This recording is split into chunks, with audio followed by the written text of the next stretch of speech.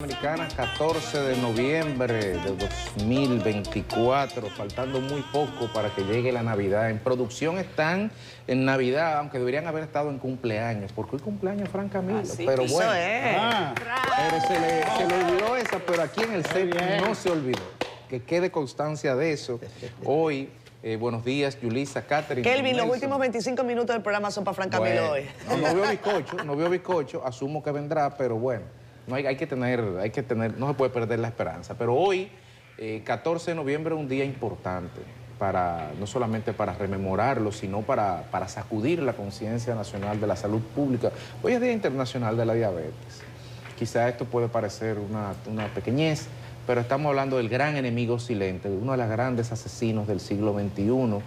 13.45% de la población dominicana sufre de diabetes, según un estudio del INDEN con UNIBE del año 2018, hace 6 años. 13.45, que equivale a 1.4 millones de dominicanos que tienen diabetes, muchos de ellos que necesitan insulina, políticas públicas de salud para ellos, pero 9.9 de prediabetes, es decir, que casi el 25% de la población dominicana, casi 1 de cada 4 de los que estamos aquí sentados en esta mesa, uno tiene problemas de azúcar. Y es un desafío grave a la salud pública. Y por eso uno valora esto que del INAVIE se está haciendo, por ejemplo, para empezar a cambiar la cultura del azúcar en nuestros niños y niñas. Y por eso esperamos que se sigan haciendo medidas contundentes de poder ponerle impuestos a la bebida azucarada, con o sin reforma fiscal. Y por eso esperamos campañas de educación masiva que le digan al dominicano cómo vivir mejor para poder disfrutar mejor la vida y que la diabetes no le quite calidad de vida. En el plano internacional, Donald Trump confirmó a Marco Rubio. Muchas personas están celebrando en República Dominicana, sobre todo en el gobierno de la República Dominicana. Marco Rubio, tanto vinculado al Comité de Exteriores del Senado, ha mantenido posturas inequívocamente firmes en torno al desafío migratorio de la República Dominicana y a la visión de muchos de querer hacer que este país sea la solución al problema del país vecino. Es decir, que hay un espaldarazo a las aspiraciones, a las políticas del Estado Dominicano con esta designación. En España, a propósito de la Cumbre de Cambio Climático que actualmente se celebra en Bakú, Azerbaiyán, en España, en toda Andalucía, la Dana está todavía cebándose. Hay otros fenómenos meteorológicos, vemos imágenes terribles de zona de Andalucía, de Málaga, por ejemplo, de Valencia otra vez bajo agua. El cambio climático es una realidad y llegó para quedarse. Como aparentemente para quedarse serán los problemas de la educación en la República Dominicana, en Santiago, huelga de los profesores en la zona oeste que afecta a más de 20.000 estudiantes. Cuando uno ve los requerimientos, parecería mentira que con un presupuesto de casi 300.000 millones de pesos, existan escuelas que le falten profesores, existan escuelas que no tengan conserje, existan escuelas que no tengan alguien de seguridad en la puerta, sobre todo a la luz de lo que hemos visto en los últimos días. En otro orden, el Colegio Médico Dominicano dice que va a ir a huelga. No hubo acuerdo ayer con el presidente día miércoles. Claro, ¿cómo podría haber acuerdo si usted quiere que le suban el 70% del salario? Repito, el 70% del salario. Yo creo que del día al 70 tiene que haber un punto medio, pero aún en esa brecha, el punto medio, como que está muy alto en el contexto de las aspiraciones y de las realidades presupuestarias. Y ya cerrando, decir que el gobierno celebra como una proeza que 8.911 millones hayan sido recibidos en República Dominicana entre enero y octubre por concepto de remesas de los dominicanos que están en el exterior, lo cual se ajusta bastante con los 10.500 millones meta del gobierno. Y yo me pregunto, para terminar, ¿de qué tamaño debe ser el monumento que tenemos que hacerle a los dominicanos y dominicanas que viven fuera de aquí, que nos ayudan incondicionalmente a cambio de nada de esa forma? ¿Qué tan grande tiene que ser ese reconocimiento? Colegas. Muy buenos días. 48 días para terminar el año. A propósito de las remesas, 913 millones en octubre, pero el 82% llegó de Estados Unidos. Eso hay que diversificarlo un poco, aunque según nuestro analista financiero, Diego Sosa, esas remesas van a aumentar con Trump el año próximo, por el tipo de política que él va a aplicar. Incluso daba un dato que con Trump 16-20 o 17-21, como quiera verse, aumentaron las remesas en la República Dominicana. Y otra situación es que con la política arancelaria de Donald Trump, que le va a poner arancel a todo el mundo, República Dominicana se puede beneficiar porque nosotros tenemos tratado de libre comercio con Estados Unidos. Vengan para acá todo el mundo y produzcan aquí, que los mandamos desde aquí para Estados Unidos. Vamos a ver cuántos productos se pueden exportar desde aquí con el Tratado de Libre Comercio, pero muchas empresas están empezando a salir corriendo de China y de otras latitudes que Trump ha dicho, aranceles para ustedes, muchos aranceles. El Tratado de Libre Comercio nos puede beneficiar. 5.8% más de divisa en los primeros 10 meses de este año que el año pasado. Eso es 487 millones de pesos más. Una buena también que el FMI presentó ayer, el Consejo Técnico del FMI, que hace las proyecciones para el año próximo. Dice ese Consejo Técnico que República Dominicana va a crecer 5.1% este año y que en 2025 va a crecer 5%. Un referente, dice el Fondo Monetario, para toda la región. Y uno de los mayores crecimientos, estamos ahí con Panamá, pero República Dominicana exhibe una salud económica digna de que derrame abajo. Un saludo a Hipólito Mejía y su tesis de que la macro derrame en la micro, para que así haya una mejor distribución de ese bienestar que se dice exhibe la economía dominicana. Buenos días, damas. Bueno, buenos días, Nelson. Buenos días, Yulisa. Parece que amanecimos hoy con buenas noticias. Bueno, salvo algunas de las que vamos a hablar más adelante, que tienen que ver con un panorama a veces que no resulta tan alentador, pero vamos a arrancar con cosas buenas. Miren, yo sé que en República Dominicana, por ejemplo, el tema de cómo se ha manejado el asunto de la Feria Internacional de Turismo, a la que seguramente asistiremos en enero, ha traído algunas críticas, tiene cosas positivas, pero ha traído algunas críticas por el tema de que, por ejemplo, se llevaban muchas personas con la lógica de estos influencers y tal. Eso generó mucho ruido en los últimos 2 o 3 ejercicios de la Feria Internacional de Turismo. Anoche me pareció interesante, le puse las imágenes al productor, ruego a Dios que las tenga, Kelvin querido, ruego a Dios, porque si no, no tiene mucho sentido lo que voy a hablar. Gracias, mira, maravilloso. Miren quién está ahí, esto fue en el Roadshow ayer. Ella es Olivia Palermo, yo creo que es una de las influencers más reconocidas de verdad, porque tiene casi 10 millones de seguidores. Ella evidentemente hace moda y participó ayer en el Roadshow de la República Dominicana en Nueva York, la ciudad que llevó o trajo más turistas a República Dominicana o más visitantes fue Nueva York en el año 2023, casi 700,000. Y digo que en el caso de ella, porque esa era una de las cosas que se decía, ¿para qué llevamos a influencers de República Dominicana a Fitur? Lleven a influencers de otros países para que ellos, precisamente con sus plataformas internacionales, puedan promover a nuestros países fuera, a nuestro país fuera de nuestras fronteras. Así que yo creo que es algo que hay que celebrar. Eso podría ser para que mucha gente diga, bueno, eso sí, con eso sí. Bueno, evidentemente a Olivia Palermo no sé si le habrán dicho venga para acá y la habrán invitado, ojalá que venga pronto a República Dominicana, además de ir solamente al roadshow del Ministerio de Turismo. Pero eso ocurrió ayer, es el roadshow número 69, me parece que leí, una barbaridad, sí, del Ministerio de Turismo, que está definitivamente en eso. Positivo para arrancar la mañana. ¿Cómo estás, Yulisa? Buenos días para todos. Eso sí es un influencer. Es un influencer, o sea, es un influencer de verdad. Además, Olivia Palermo es una actriz. Además, ha participado modelo, en actriz, series influencer. interesantísimas, que de cadenas internacionales de millones y millones de reproducciones. Eso sí yo creo que sería un influencer, como tú dices. Y además es para atraer visitantes, o sea, se supone que ver cuál es el sentido. concepto que tiene el gobierno dominicano de qué hacen los influencers dominicanos y cuáles son los seguidores que tienen los influencers dominicanos y si son la gente que pueden consumir el turismo realmente. Claro. Es un buen tema que se pone sobre la mesa. Sobre todo lo que hemos dicho, además, la ADP tiene paralizadas las escuelas en el Cibao, en Santiago de los Caballeros. 63 centros educativos no están tomando clases. Los niños están en su casa, jugando en la calle.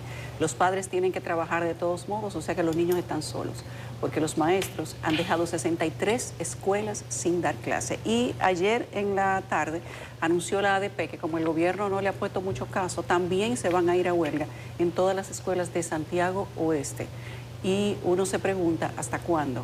Si no hay manera de conseguir un punto medio con estas recurrentes huelgas escolares, si no hay manera de entrar en cintura a la ADP y entrar en cintura a los maestros. He dicho en múltiples ocasiones que mientras el gobierno sirva de agente de retención para la ADP y para otros organismos que son equivalentes a sindicatos, solamente va a estar fortaleciendo estas actitudes y estas actividades que son lesivas y negativas para la educación del país. 63 niños, 63 escuelas con todos los niños sin clase durante toda esta semana. Solamente decirle a las autoridades de educación qué esperan para de verdad tomar medidas que sean ejemplarizadoras. En la época de Balaguer, no es que yo estaba muy grande, pero me acuerdo, cuando los médicos se iban a huelga, mandaban a los médicos del ejército. Cuando la ADP se iba a huelga, o lo que era la ADP en aquel momento, mandaban a los médicos, a los militares a dar clase a las escuelas. Los niños no se iban para su casa. Y creo que eran situaciones y épocas más difíciles que esta. Pero era un gobierno, decir la época de Balaguer es entrar en una discusión muy fuerte. Pero yo creo que a Balaguer le hacían poco drama. Y si se iba a una negociación, era una negociación.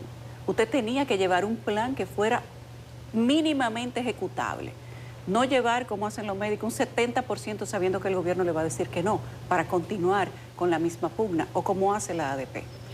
Repito, el gobierno le sirve de agente de retención a la ADP para darle 70 millones de pesos mensuales, depositárselo libremente descontándolo de los salarios de los maestros.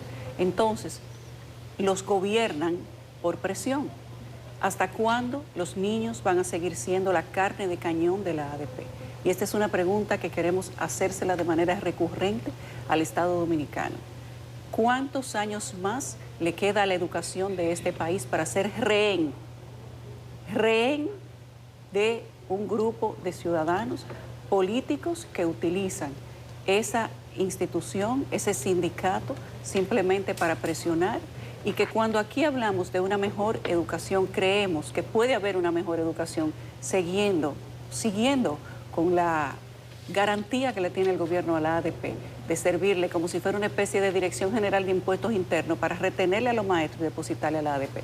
El día que a ese sindicato le quiten los 70 millones mensuales que le da el gobierno retenido de los maestros, yo creo que se va a poder negociar. No sé hasta cuándo piensa el gobierno que las escuelas pueden seguir siendo objetos de manipulación para presionar al mismo gobierno sin que las autoridades entiendan, despierten y le busquen una solución a esto. Creo que también tenemos que felicitar a Francisco Medrano, que está de cumpleaños casi, es Medranito, mañana, calladito mañana. Ahí, cumpleaños mañana, Medranito, pero hoy está tranquilo, al pie del cañón, para contarnos qué es noticia a través de las portadas de CDN y El Caribe. Adelante, Francisco. Hola, ¿qué tal, Yulisa? Gracias por el adelanto de las felicitaciones, realmente serán el día de mañana. Hoy la compartimos con el compañero Fran Camilo, apreciado Fran Camilo. Muchas felicitaciones. Saludos a todos ustedes que están en sintonía a esta hora de la mañana con Despierta con CDN. Y vamos de inmediato a las portadas del periódico El Caribe, las cuales colocamos en pantalla. Bueno, vamos a hablar de las remesas que aumentan un 5.8% en este año. Según el Banco Central, durante enero-octubre el monto superó en 487.5 millones de dólares registrado al mismo periodo, pero del año anterior. Además, tenemos los detalles del nuevo pleno de la Junta Central Electoral que tomó posesión ayer miércoles. Asumieron por un periodo de 4 años. Pasamos ahora al Congreso y es que el Senado aprobó de urgencia la ley para modificar el Consejo Nacional de la Magistratura en busca de agilizar el proceso de selección del nuevo procurador. Y cerramos la portada del Caribe con el presidente electo de los Estados Unidos, Donald Trump, quien se reunió en el despacho oval de la Casa Blanca con el actual mandatario Joe Biden y destacó que el proceso de cambio de mando ha sido fluido y dijo que espera que siga así. Vamos ahora a la contraportada del Caribe esta mañana con informaciones del mundo de los deportes. Hablamos del gran reto que tiene la selección absoluta que ve acortarse las horas para sus compromisos ante Dominicana y Bermudas el sábado y el martes en el Estadio Cibao. Les invitamos esta mañana que accedan a nuestro portal digital www.cdn.com.do.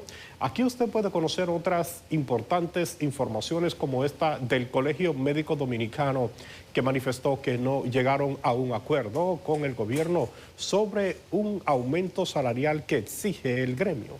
Además, tras ataques a aviones, la aerolínea Bahamas Air decidió suspender sus vuelos hacia Haití.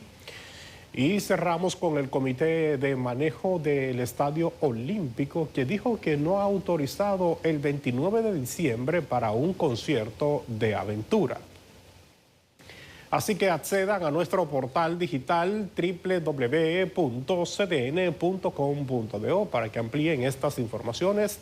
Y les invitamos que adquiera como cada día una edición impresa de nuestro periódico El Caribe.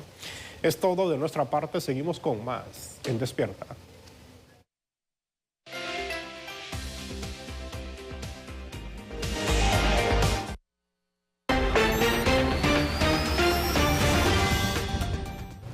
Vamos al reporte del clima para hoy jueves con Jean Suriel, extendido para el fin de semana. Adelante, Jean.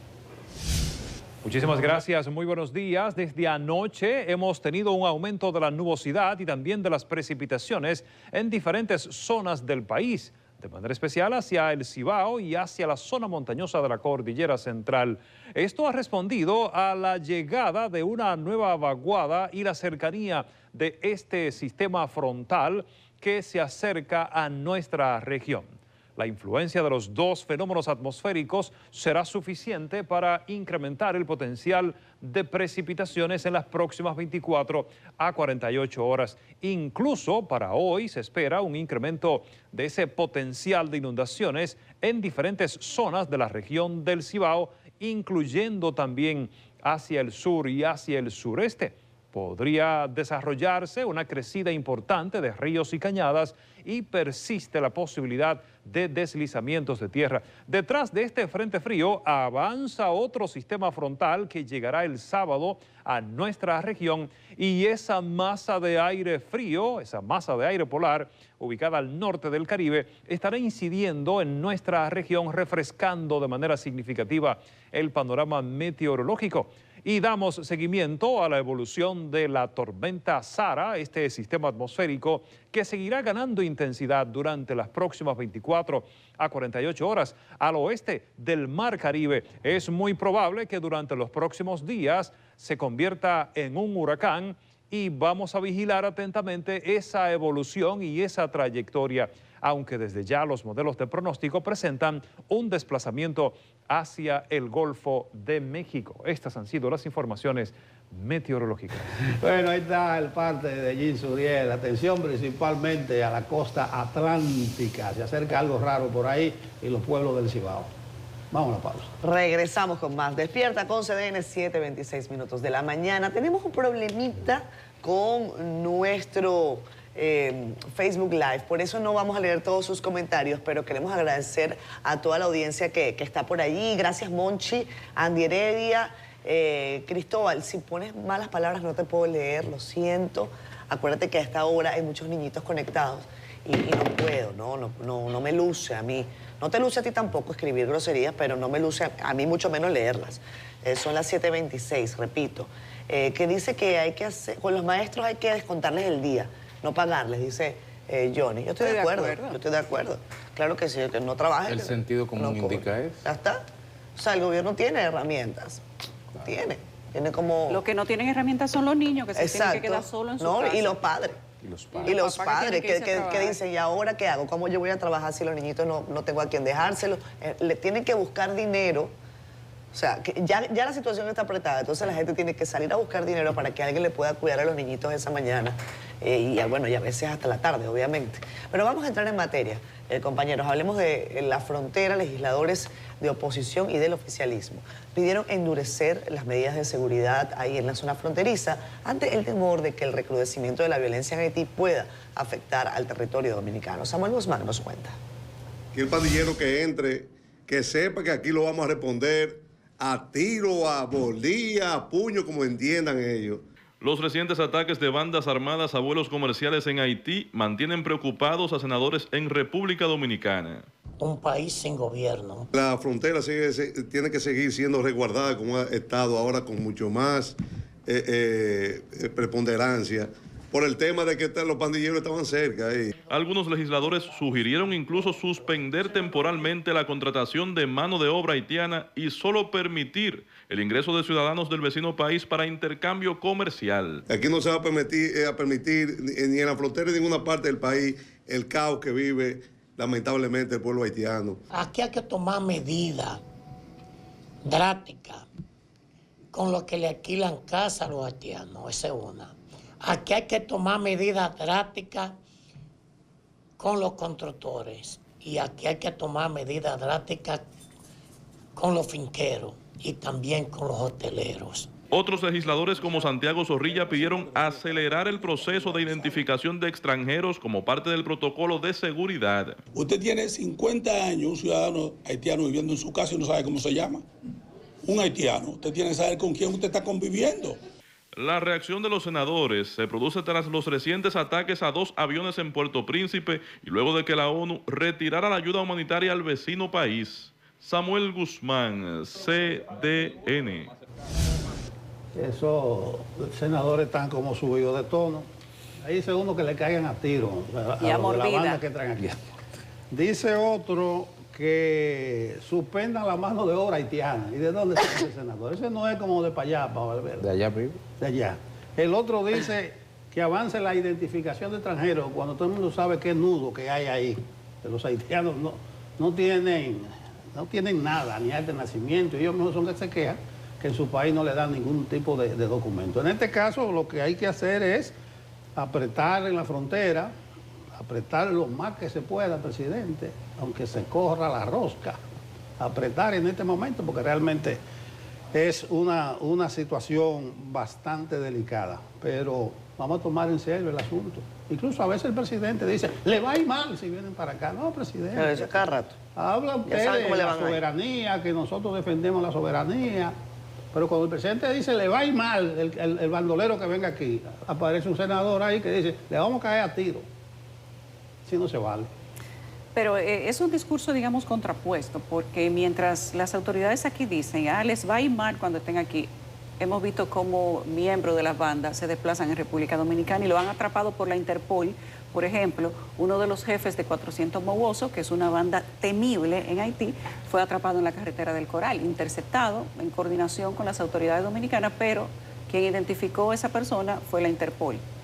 Y es esta agencia internacional la que ha enviado todas las informaciones, se identificó a la persona en la carretera del Coral y fue atrapado camino a Punta Cana, interceptado. Pero esta persona, ¿cuántos días tenía en República Dominicana, o semanas, o meses? ¿Dónde tienen la familia esos miembros de las bandas? ¿Cuántos de ellos están en República Dominicana, quizás con otro nombre? Los haitianos todos se parecen y ustedes lo saben. Yo no sé cómo las autoridades tendrán identificado cada uno de los miembros y si podrán identificar en la calle quién es cada uno de ellos.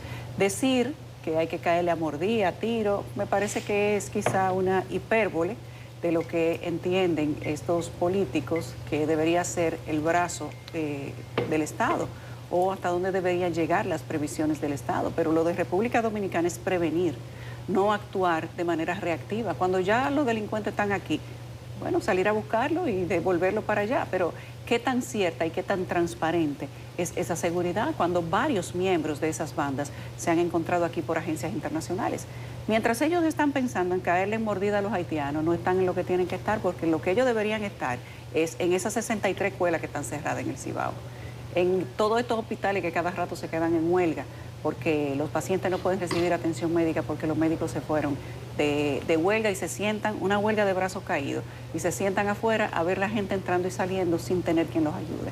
Yo creo que es interesante que los políticos estén mirando para Haití, pero Haití es un tema de moda y es un tema además para subir los puntos. Cuando los políticos sienten que tienen los puntos muy bajitos, empiezan a hablar de Haití y a decir que hay que caerle a tiros, sacan los tanques de guerra, sacan los helicópteros y todas esas cosas. Mientras en República Dominicana el país está completamente desorganizado, completamente desorganizado. Los profesores decidiendo cuántas escuelas se quedan sin clase, haciendo cualquier cosa sin consecuencia. El Ministerio de Educación transfiriéndole 70 millones mensuales para que ellos sigan extorsionando al gobierno. Y los haitianos haciendo su vida normal. ¿Quién le dijo a estos políticos que sacar todos los haitianos de golpe, sin orden, es la solución del tema migratorio? República Dominicana tiene que cumplir esa ley migratoria y cumplirla como dice la ley. Han ido donde los mismos políticos, miembros de los diferentes partidos que tienen la finca llena de haitianos ilegales. No han ido. ¿Los han identificado? No los han identificado. ¿Han hecho algún plan para determinar quiénes están ilegales porque no han podido renovar la visa pero entraron de forma legal? ¿Han hecho un plan para ver cuántos haitianos necesita la mano de obra dominicana y el excedente devolverlo a su país? Aquí no hay un plan serio para el tema de los haitianos. Esto es un tema político y coyuntural. Y cada vez que uno quiere conseguir 2 o 3 punticos, entonces ahí meten el tema haitiano. Pero no se ha hecho una política migratoria responsable y ellos lo saben. La finca de muchos de ellos está llena de haitianos. Mira, yo hago una sugerencia más práctica. Que se preocupen, en lugar de que la banda vengan aquí, no mandarle municiones ni armas a las bandas. Ahí está el tema. Anteriormente se supo que había una conexión desde la Florida y que llegaban armas, también por mar, pero por la frontera dominicana le llegaban armas. Ahora se descubrió una mafia de oficiales policiales que mandaban municiones a Haití. A Faride le han dicho, Faride, pero ¿por qué no presentan a esos oficiales quiénes son? Ella dice, no se puede, porque es una investigación en curso.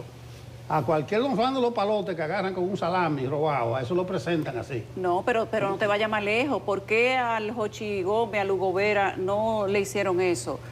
Porque la investigación está en curso. ¿Por qué a los pulpos eléctricos, a los hermanos de Danilo y a todos los que se han llevado, a los del CESFRON y a los del CESTUR, se lo llevaron preso y le allanaron la casa, ahora, estando en una investigación en curso, y lo presentaron ante la Cámara? Lo bueno de Faride es que ella dice que no se puede por enchincha. Ayer salió ella que no son 1 ni 2 los oficiales involucrados. Exactamente, que son varios. Entonces ella alimenta el morbo. No son 1 ni 2. No, y dice, y son altos. Altos. Y son altos. Pero en todo caso hay que cargarle también un poco el dado al Ministerio Público, ¿eh? Es el Ministerio Público el que tiene que presentar los nombres de la persona. O sea, eso está claro, no es el Ministerio Público. Y el Ministerio Público tiene el control de las armas. Claro. Ahí hay un chisme que eso se lo quitaron a la policía y lo cogió el Ministerio Público. Desde los tiempos de hace un tiempo. Hace un tiempo. Bueno, cuando hubo un problema con otro viceministro, con el tema de las armas. Correcto, al principio de gobierno. Tuvieron que cancelar un viceministro que era el custodio de la supuesta situación de las armas en el Ministerio de Interior y Policía, cuando se hablaba de unas fugas y de venta de municiones. Ahora se confirmó que la venta de municiones que se roban los policías se la venden a los haitianos.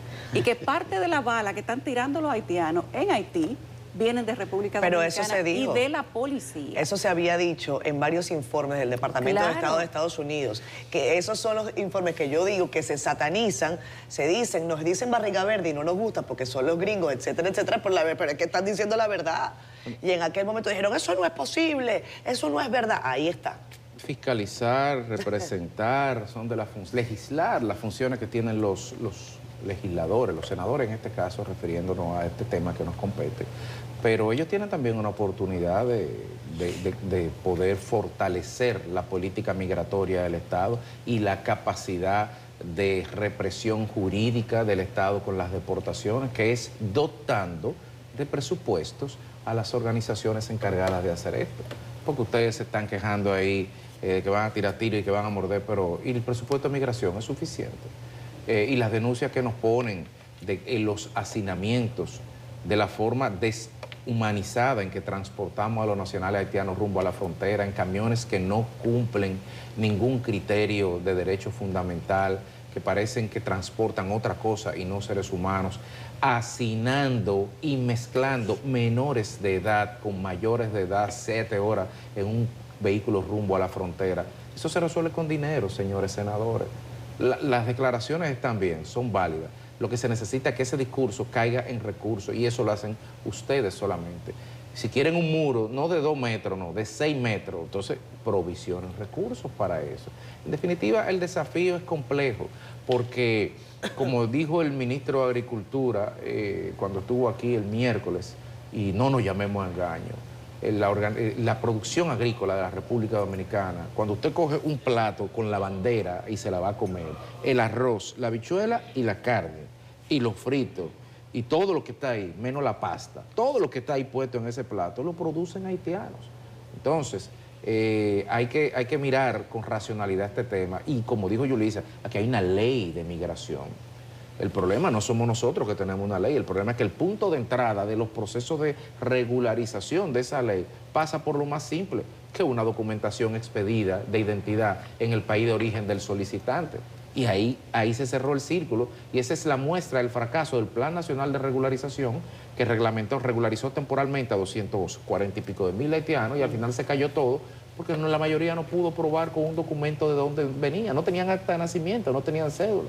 Entonces, es la metáfora del perro mordiéndose el rabo, el rizo rizándose constantemente. El desafío es ciertamente muy grande. Y a propósito de esto, la Organización de los Estados Americanos aprobó el día de ayer la transformación de la misión multinacional de apoyo de la operación de mantenimiento de la paz para que sea promovida por la ONU.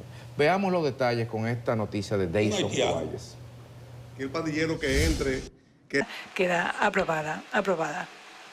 El objetivo de la nueva resolución presentada es sustituir la misión liderada por Kenia por la Operación de Mantenimiento de la Paz de las Naciones Unidas para resolver la crisis en Haití.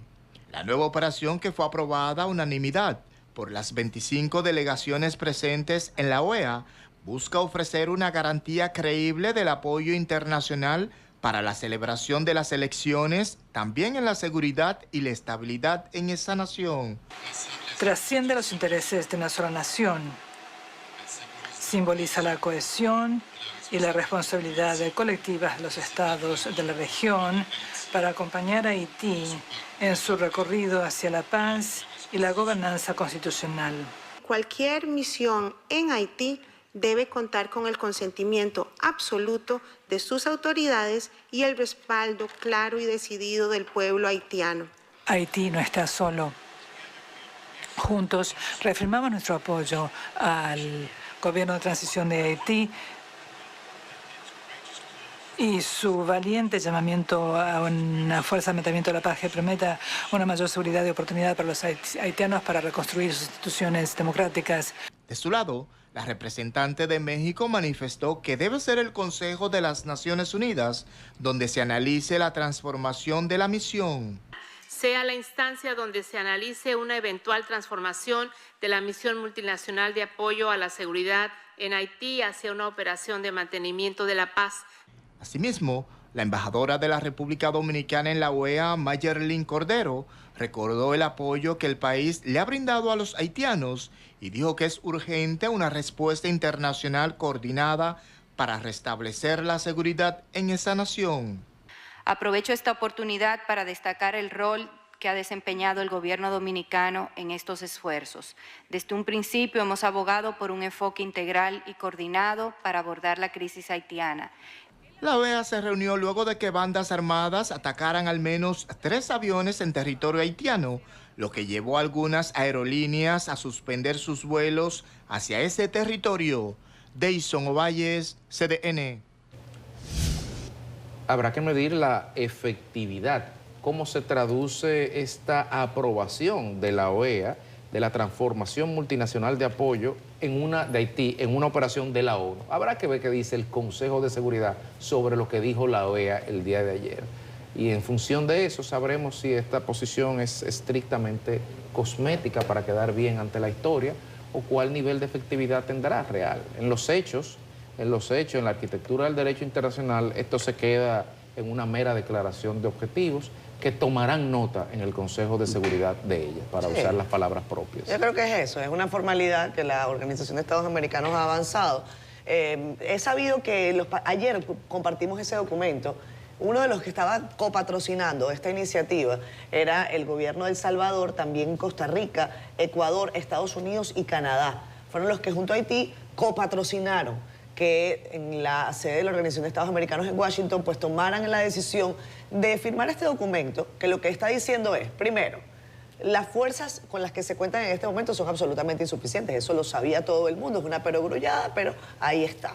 Entonces, esto tiene que avanzar hacia una misión bajo el amparo, bajo la sombrilla de la ONU. ¿Y qué significa eso? Que no hay dinero, además, que no hay plata para pagar lo que significa una fuerza militar de acción en un país como Haití. La pregunta evidente es si en el Consejo de Seguridad eso va a pasar. Porque lo diga la OEA, yo honestamente no lo creo. ¿Tiene que hacerlo? Sí, tiene que hacerlo. Los países de América Latina no pueden tampoco voltear hacia otro lado como que, bueno, eso es el problema de Haití y ya está. Pero eso va a tener una real efectividad. Yo lo que creo es que todos estos países tienen que pedirle de manera formal a Rusia o a China, señores, vamos a ponernos de acuerdo, pero de otras maneras, que quizás no lo vamos a ver en un pasillo ni en una reunión de alto nivel de la Organización de Estados Americanos en Washington, sino de otras maneras. ¿Qué se le ofrece a Rusia?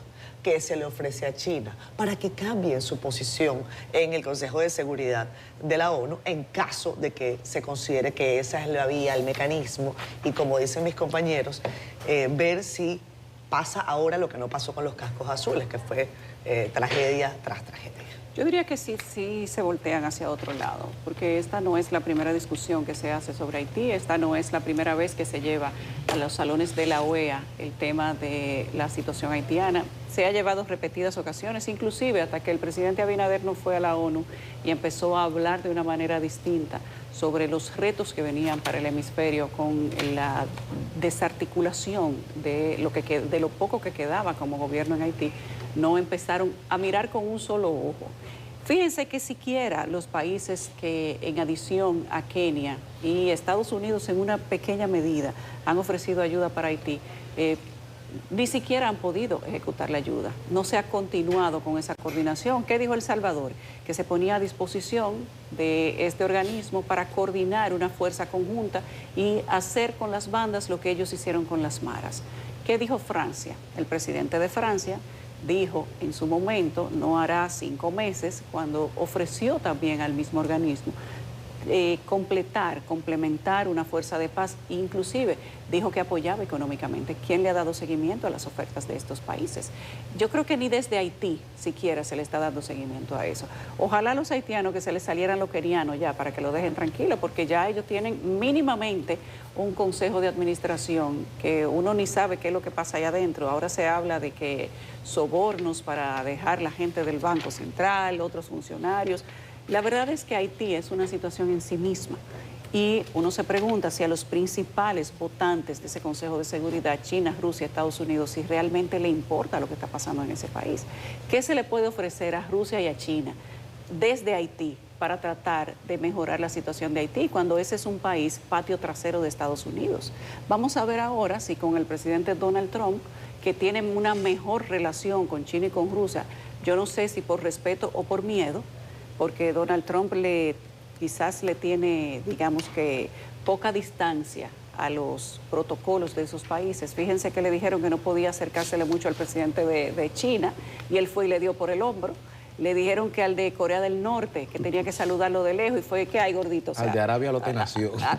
Exactamente, o sea, Donald Trump le tiene poco respeto a esos protocolos y ciertamente tiene una política más dura. Y decía en un discurso pasado, la situación de la migración con Estados Unidos y otros países es que las principales potencias hemos quitado la mirada de la real situación de cada país y no hemos trabajado para que ellos puedan tener una democracia real ni una situación económica pura en el que puedan quedarse trabajando y produciendo riqueza en sus países. ¿Y qué hace?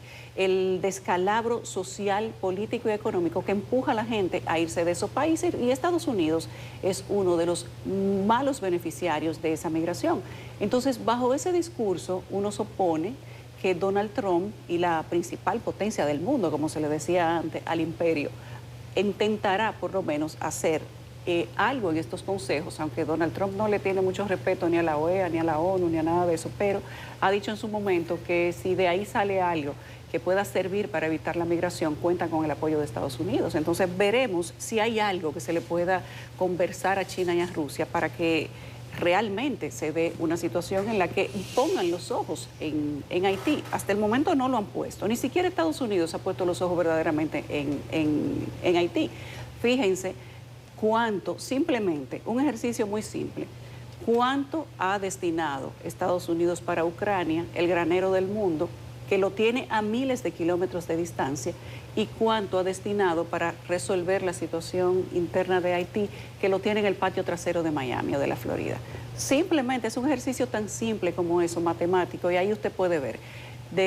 Se decía en el pasado que los países no tienen amigos ni enemigos, sino que solamente tienen grandes intereses. Y los intereses de Estados Unidos, ni de Rusia, ni de China, ni de ninguna de estas grandes potencias están en Haití, aparentemente. Ahora, si la situación de Haití empieza a ser peor, fuera de República Dominicana, ¿cuáles van a ser los países que más impactados con eso? Yo creo que Estados Unidos realmente, pero falta mucho por ver. A Biden no le importó mucho lo que pasa en Haití. A la ex candidata Kamala creo que tampoco. No mencionó a Haití nunca, solo cuando se dijo Trump que se están comiendo los gatos. Solamente. Fuera de ahí no se mencionó a Haití más nunca. Entonces, la verdadera realidad entre el discurso y la práctica es la ejecución de lo que se dice. Y yo creo que en Haití no ha habido una verdadera ejecución. Mira, a propósito de esta reunión de la OEA, eso es cosmético. Eso es que conste en acta, como decía Federico. A esa reunión, el Ministerio de Relaciones Exteriores de Guatemala, mandó una carta ayer. Sí. Y le dijo, mire, vamos a hacerle una adenda a lo que se acuerde ahí, que diga: la responsabilidad primordial del mantenimiento de la paz y la seguridad internacionales recae en el Consejo de Seguridad de la ONU, de conformidad, porque eso es lo único que puede salir, algo de ahí es de la ONU, pero de la ONU no va a salir nada. No solamente porque Rusia y China vetaron en el Consejo Permanente el envío de una misión de paz, sino porque acuérdense que hay una resolución de octubre del año pasado, ya cumplió su primer año, hay que prender su velita, que muchos países se comprometieron no solo a enviar una fuerza de seguridad, policía, sino a un fondo de 600 millones de dólares. Cuando tuvo Blinken en estos días por allá, no había llegado a 300 millones el fondo. En efectivo no habían llegado 100 millones, porque había llegado 300 millones porque Blinken contabilizó de que una tanqueta que ellos mandaron, que cuestan tanto, que cuestan tanto. Es decir, valor de libro. No solamente que no está nadie dispuesto a mandar efectivos militares en una misión de paz a Haití, sino que nadie quiere poner dinero siquiera. Claro. Entonces hay una situación, un día va a ser, ¿entiendes? Un día va a ser. Por eso es que yo hablo de proteger esa... Un día cerrar. Si usted ve los datos de UNICEF, si usted ve los datos de la propia ONU, cuando habla de más de 700.000 desplazados en tantos meses, ¿para dónde están cogiendo esos desplazados? Están arrinconados, están en los montes, están en algún sitio o buscando cómo cruzan a República Dominicana. Miren, hablando de cruces, estaba revisando datos de la Organización Internacional de las Migraciones y sumándome un poco a los comentarios del inicio sobre el tema fronterizo y cómo definitivamente ese tipo de migración representa un desafío para la República Dominicana. Miren, en Brasil, en el año 2011, habían registrados apenas 815 haitianos. Eso cambió en el 2015 a 30.000. Y solamente en un año, en el año 2016, se emitieron 48.000 visas para ciudadanos haitianos a Brasil. En Ecuador, en el año 2010, habían 483 haitianos. En el 2017, más de 5.500. En Chile, en 2014, habían apenas 1.649. El incremento en el año 2020 o hasta el año 2020 fue de más de 10.000%. Pasaron a ser 183.000 en Chile. Eso significa el 12% de la población extranjera en Chile. A mí me gustaría, y yo me imagino que ustedes también, ver datos similares a esto en República Dominicana. O sea, datos. Tenemos datos reales, duros, puros y duros. Todavía el censo de población no revela ¿Cuántos? La encuesta de 2017 es lo único que tenemos. Eso es lo último que tenemos. Entonces, estamos hablando sobre la base de lo que creemos, de la especulación, de que es que viene mucha gente.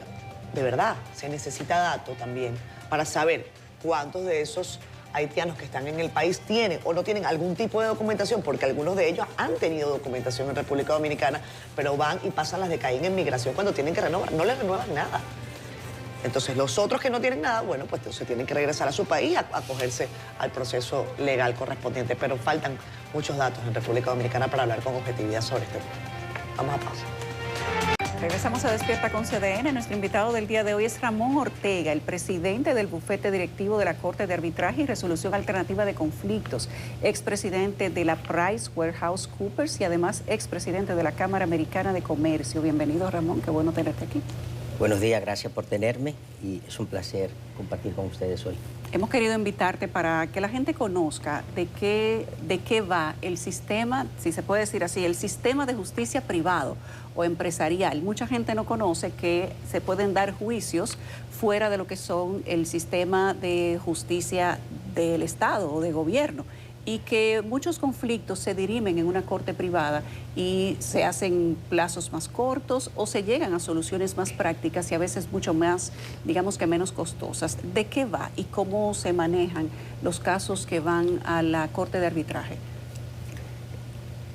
La corte de arbitraje se establece mediante la ley 5087, es un poco de background, de historia hacia atrás, para las cámaras de comercio y producción, donde se puede haber una corte para arbitrar los casos, los conflictos que puedan haber entre partes. Esos conflictos, la única restricción que tiene es que no sean cosas de orden público, cosas como divorcios y cosas así, pero que sean conflictos, los conflictos que se nacen de la contratación privada o con el Estado o privada, entre partes privadas, se pueden administrar según esa ley que se modificó recientemente con la 3623, donde nos nombran Corte de Arbitraje de acá, de Santo Domingo.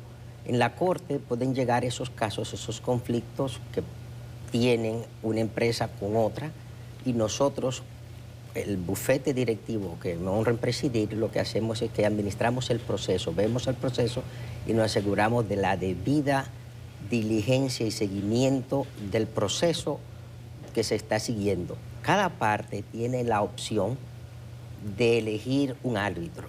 ¿Qué ventaja da eso? Que si estamos hablando de un tema de construcción, el árbitro, que en este caso para hacer un símil sería como un juez, el árbitro que tú vas a elegir, que tienes derecho a elegir cada parte elige un árbitro y los dos árbitros eligen el tercero. Son 3 normalmente, dependiendo del reglamento que se utilice. Entonces, tú puedes elegir un árbitro que sea experto en la materia, que tú tienes un tema. Entonces, esos árbitros se eligen, después ellos nombran el consejo arbitral, que tiene un presidente y 2 miembros más, y se conocen el caso. Después que se hace todo el debido proceso, termina en un laudo, que sería lo que sería una sentencia. Esa sería, un laudo es ejecutable inmediatamente, como se ejecutaría una sentencia, no hay apelación, ahí termina. ¿Qué ventajas da? ¿Por qué yo preferiría irme por el sistema arbitral? Como empresario puedo decir que cualquier caso en la justicia ordinaria me va a llevar un tiempo que no puedo prever y unos costos que no puedo prever. En la parte arbitral, los casos, el más largo, lo más que puede durar es 2 años. Entonces, los costos en términos emocionales, pérdida de tiempo, concentración en lo que tenemos que estar en el negocio, muchos costos invisibles se subsanan con ir a una corte privada, como es la corte de arbitraje. Entonces, esos son los beneficios y el por qué existe. Esto puede suceder en temas con el Estado, ayuntamientos, el Estado puede contratar, educación puede contratar con ingenieros. Eso puede ir a una cláusula arbitral, de manera tal que si el ingeniero no cumple, vayamos al arbitraje y el arbitraje decide en corto tiempo. Y entonces eso evitaría que muchas construcciones, por ejemplo, se queden rezagadas hasta que en 8 o 10 años a un tribunal falle y finalmente se decida. Cuando se viene a decidir, ya el activo objeto puede haber ya casi estar destruido. Todo eso se evita con ir al sistema privado de justicia. El bufete está compuesto por profesionales de muy alto perfil, conocedores de la materia, y que somos los que vemos que el proceso se lleve a cabo. Las decisiones las toma el tribunal arbitral y el bufete directivo no incide en nada en lo que es el proceso. Solamente vemos, por ejemplo, si hay una recusación de uno de los jueces, de uno de los árbitros, porque se considera que puede haber un conflicto, eso va al bufete directivo, que nosotros evaluamos. Entonces ahí sí podríamos nosotros tomar alguna decisión sobre respecto a cómo el proceso debe ser llevado. Ramón, ¿qué tan cara es la justicia arbitral? O mejor dicho, ¿cuánto cuesta y cómo se financia? Nosotros tenemos un tarifario que dependiendo del monto de la demanda hay un monto que se cobra como un fee para el centro. Y cada uno de los jueces también tienen un fee ya determinado por hora. Muchas personas pueden tener la percepción de que el costo del arbitraje es más alto que el costo de la justicia ordinaria. ¿Por qué? Porque las tasas se pagan a la entrada. Pero esto es un tema de flujos. Tú no pagas en los tribunales ordinarios por ir a la entrada, pero con el tiempo, con tantas recusaciones y todo lo demás, dura 10 años, 15 años, tú lo sumas y el costo es mayor. Nosotros entendemos que es más eficiente en todos los sentidos el tema del arbitraje. El upfront fee, como llaman los americanos, el costo inicial de entrada, parecería para algunas personas alto, pero las empresas que lo acogen se sienten confortables porque el proceso es transparente. Y lo bueno es que podemos tener una discrepancia. Esa discrepancia queda privada porque no se está conociendo en un sistema abierto donde entra la prensa, entran terceros, y entonces sí se puede llevar a cabo de esa manera. Señor Ortega, yo quiero preguntarle sobre la naturaleza de los conflictos, ampliar más sobre la naturaleza de los conflictos que se pueden dirimir en esta corte de arbitraje, que nos ayude también a ampliar sobre el contenido de la legislación que está aprobada en República Dominicana y que usted nos ha comentado que se modificó recientemente. ¿Por qué se hizo esa modificación y cuál fue el principal cambio? Y si esa legislación a ustedes les ha permitido de una manera u otra, pues operar con una mayor facilidad, mayor dinamismo. Queremos además darle la bienvenida a Eugenia Brache, que es la Secretaria General de Arbitraje, también está acá con nosotros. Gracias, Eugenia, por unirte a la entrevista. Pero avancemos con el señor Ortega sobre la pregunta que le mencionaba. Sí, la modificación reciente es para nombrarnos corte. Nosotros como corte podemos reglamentar cómo llevar a cabo. Nosotros estamos inmersos en un proceso ahora de modificar el reglamento, pero hay un reglamento que sigue las mejores prácticas internacionales, que es el que se sigue para llevar a cabo cada arbitraje que nosotros tenemos, y seguimos las reglas internacionales y las mejores prácticas.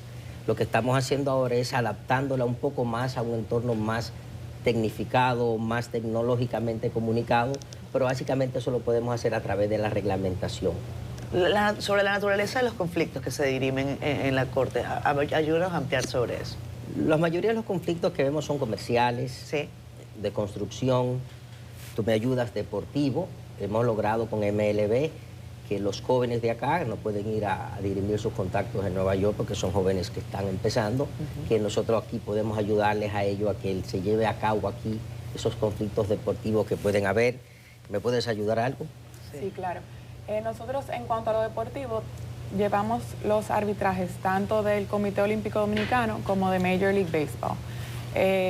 La ley establece que los conflictos que se pueden arbitrar son los conflictos de asuntos de libre disposición. En otras palabras, asuntos privados que tienen índole de interés entre las partes, entre los particulares, que el Estado no tenga un interés en supervisar, como por ejemplo algo de orden público, algo que tenga que ver con algún registro estatal.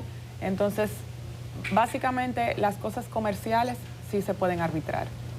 Eso es lo que establece la ley arbitral. Para el proceso de arbitraje, perdón, ambas partes tienen que estar de acuerdo desde el inicio, ¿no? Correcto. O sea, esto es parte de cómo procede este tipo de situaciones, que no es como la justicia ordinaria, que aunque una de las partes no esté ni siquiera atendiendo el caso, pues se le hace la persecución, etcétera. Así es, la justicia ordinaria aplica por defecto. Exacto. Siempre. Entonces, el arbitraje, la mediación, la conciliación, los métodos alternativos de manera general provienen de la voluntad de las partes. Exacto. Entonces, normalmente eso se da a través de una cláusula arbitral que se incluye en los contratos.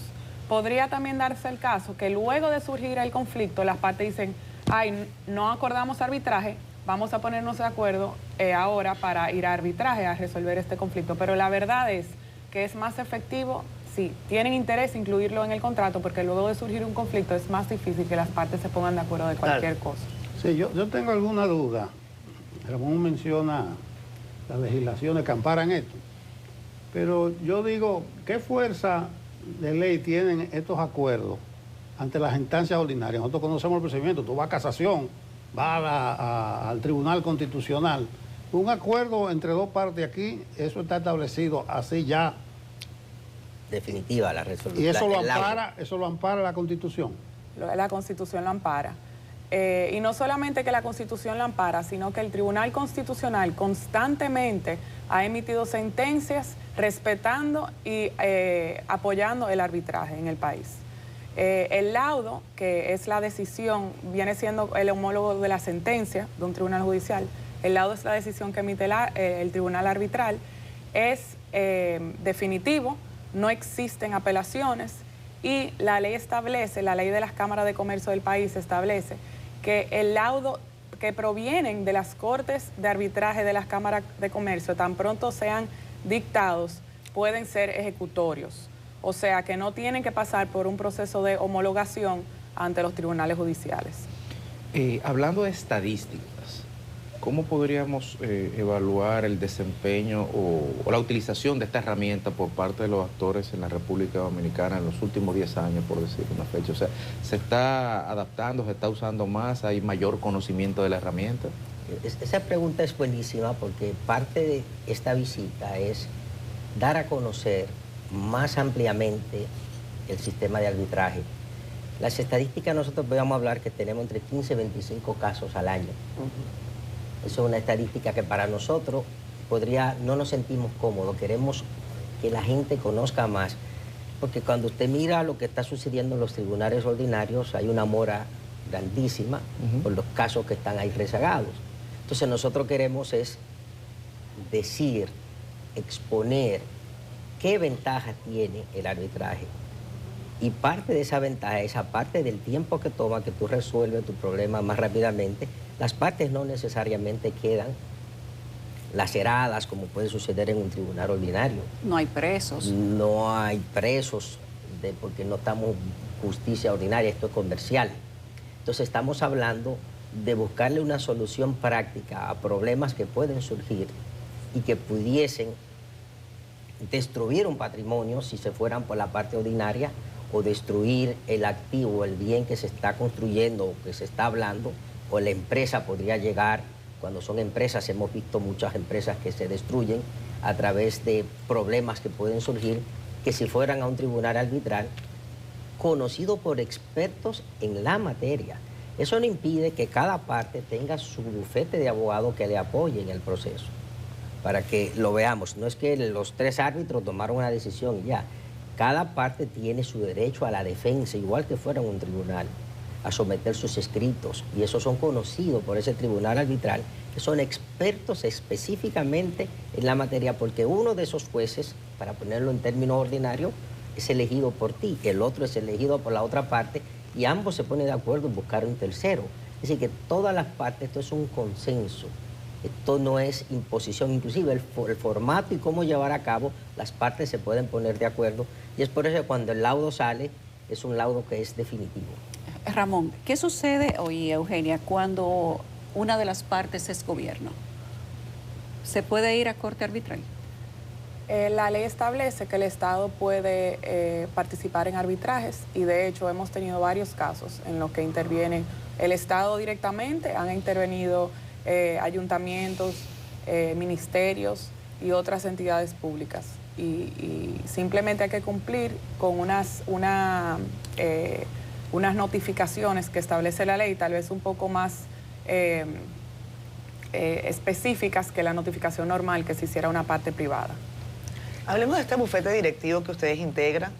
¿Cómo se integra? O sea, la parte administrativa, ¿cómo ustedes acceden a esta posición de directivos de esta institución?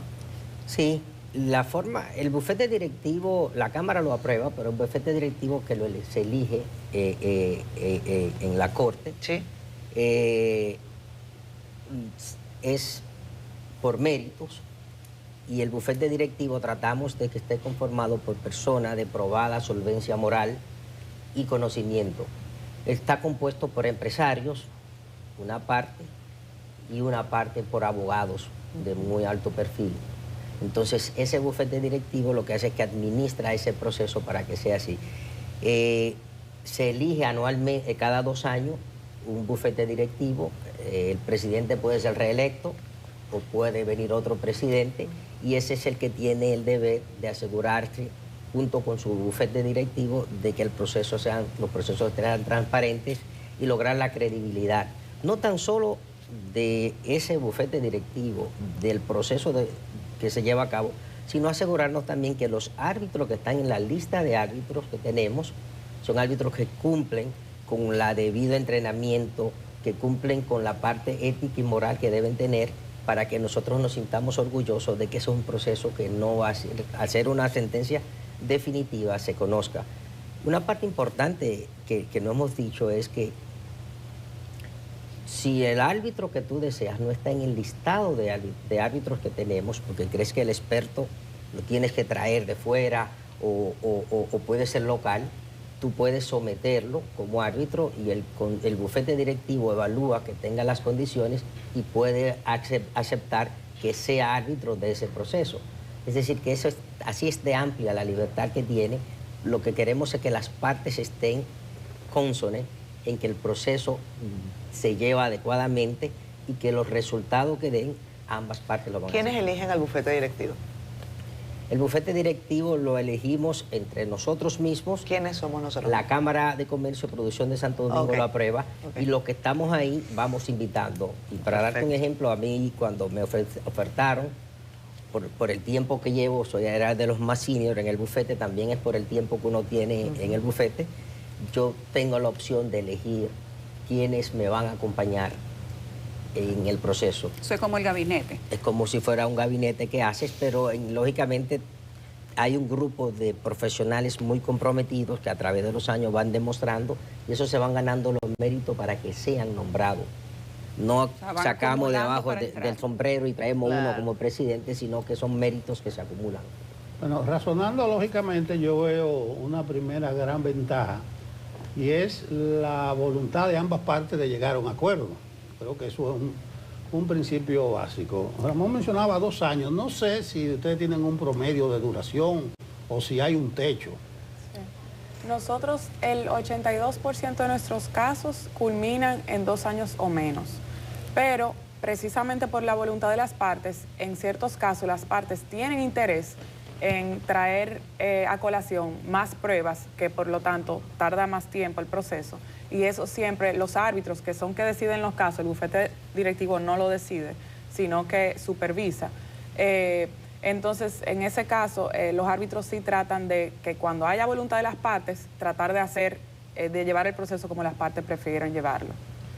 Mire, nos informa que tenemos que ir a pausa, pero no querría terminar sin hacer una pregunta de cara al interés que motiva la visita, y es el hecho, ¿qué tipo y qué tamaño de pleito hace, digamos, que sea una opción razonable y rentable para las partes acudir a esta instancia?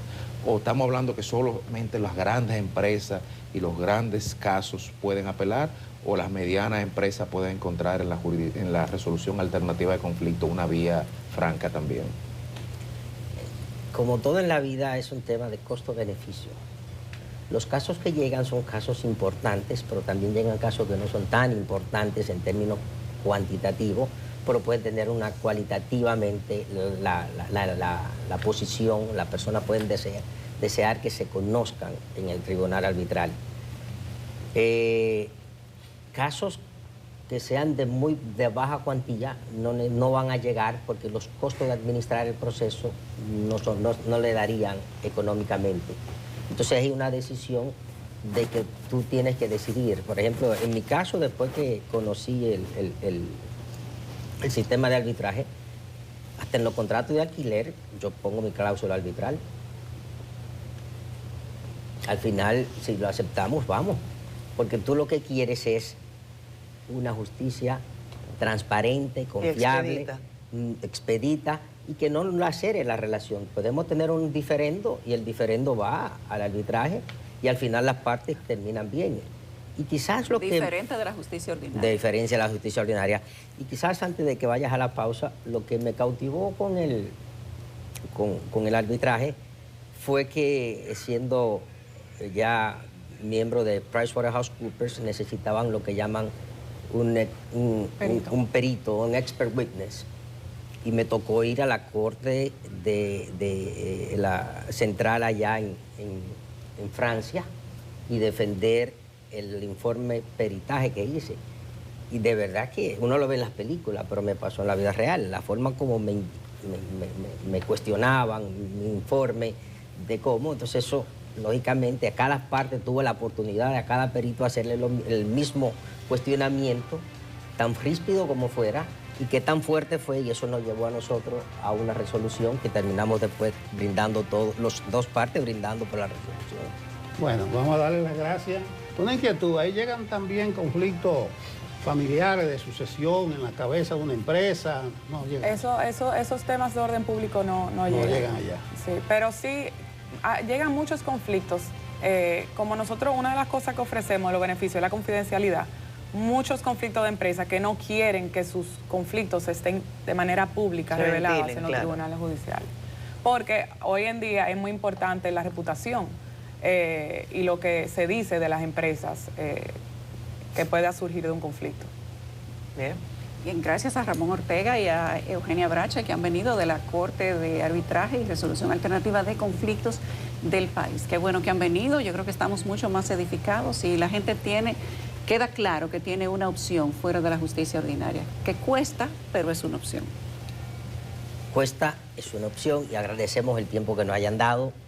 En el tiempo, lo que sabemos del número, sabemos que es más eficiente en todos los sentidos. Gracias. Muchas gracias. Noviembre es el mes de la familia, eso hay que recordarlo, porque a veces se desdibujan una serie de efemérides internacionales en este mes. Vamos a hablar con el reverendo Mario de la Cruz Campuzano, él es el vicario episcopal de Pastoral, Familia y Vida de la Arquidiócesis de Santo Domingo. Él nos va a hablar de una actividad, un paso por mi familia. Buen día, padre. Buen día, gracias, Nelson. Buenos días a todos. Me alegra escoger este momento y les agradecemos que nos den este espacio que, dicho sea de paso, tan visto a nivel nacional y mundial también, porque fuera del país también lo he visto, para promover una gran actividad que tenemos todos los años ya desde el 2012, un paso por mi familia.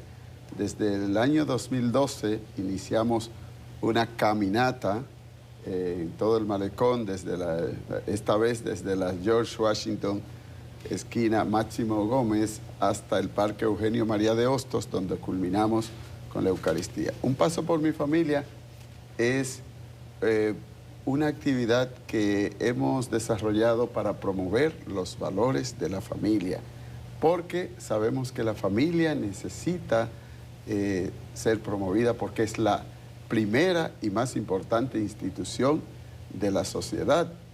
Ya sabemos que algunos se preguntan qué fue primero, si la sociedad o la familia. Eso es como el huevo y la piedra. Pues sin la familia no puede haber sociedad, no puede haber ser humano. Y hoy la República Dominicana y el mundo, más que nunca, necesita que se promuevan los valores en medio de una vivencia de ciertos antivalores que muchas veces se exhiben en la sociedad: delincuencia, corrupción, A veces la gente, muchas personas han desvirtuado hasta el mismo concepto de familia y la familia, sustituyéndola por otros tipos y modelos que no son los que entendemos Dios ha querido y que la humanidad desde siempre se ha puesto de acuerdo, y por tal motivo necesitamos promover esto para que la familia sea cada vez más estable. Pero también siempre hacemos una petición a toda la sociedad, al gobierno, a la responsabilidad social y a todas las personas para que se pueda promover cada vez más políticas a favor de la familia, porque a veces las familias más empobrecidas, con menos oportunidades, pues no tienen esas políticas adecuadas para sobrevivir, y tienen que sobrevivir, como el nombre lo indica, sobrevivir, buscando a veces hasta cosas que no son éticas y que no les lleguen las oportunidades, como a otras que sí las tienen. Entonces, por eso necesitamos que todo el mundo, a veces hay personas que solamente le tiran, como decimos vulgarmente, la cuava al gobierno. Sí. Y no se trata solo del gobierno, es todos. Pero tenemos que apostar por la familia. Reverendo, como usted dice, ya esta actividad está institucionalizada todos los años. Vamos a ver cuándo es. Ya sabemos que es en el Malecón. Yo sí le aseguro que no va a haber muchos políticos este año porque no es año electoral. Lo digo en función del pasado, que muchos políticos estaban cogiendo cámara. Pero es una discreción. Vamos a ver cuándo, el lugar, vamos a repetir. Domingo 24 de este mes de noviembre, a partir de las 8 de la mañana, empezando en la George Washington, esquina Máximo Gómez. Ahí vamos a empezar este año con un show artístico para que la familia pues disfrute también, se recree y promueva desde ahí los valores. Vamos con pancartas, unas pegatinas alusivos a los valores de la familia, como este año estamos promoviendo sobre todo el valor de la oración, pero también el valor del perdón, de la paz, de la misericordia, de la fraternidad, la solidaridad y todos estos valores tan importantes. ¿Solo participan feligreses de la Arquidiócesis de Santo Domingo o es una actividad más amplia? Esta actividad inició a nivel nacional, se dio aquí, ahí mismo en el Malecón, a nivel nacional, y vinieron los obispos, sacerdotes, religiosas y fieles de todas las diócesis de todo el país. Sin embargo, por la importancia y viendo la dificultad de que vinieran de otros lugares, se institucionalizó en todas las diócesis. Por eso en todas las provincias, todas las diócesis, está esta actividad. Y similar a nosotros, en los demás lugares también se lleva a cabo un paso por mi familia. Bueno, ya lo saben, tempranito, domingo 24. Domingo 24. Desde las 8 de la mañana en el Malecón, ahí está el afiche promocional, un paso por mi vida. No por la vida, no por mi vida. Por mi familia. Mi familia. Sí. Excelente. Gracias al reverendo Mario de la Cruz Campuzano, vicario episcopal de la Pastoral Familia y Vida de la Arquidiócesis de Santo Domingo. Están todos invitados. Gracias, reverendo. Gracias.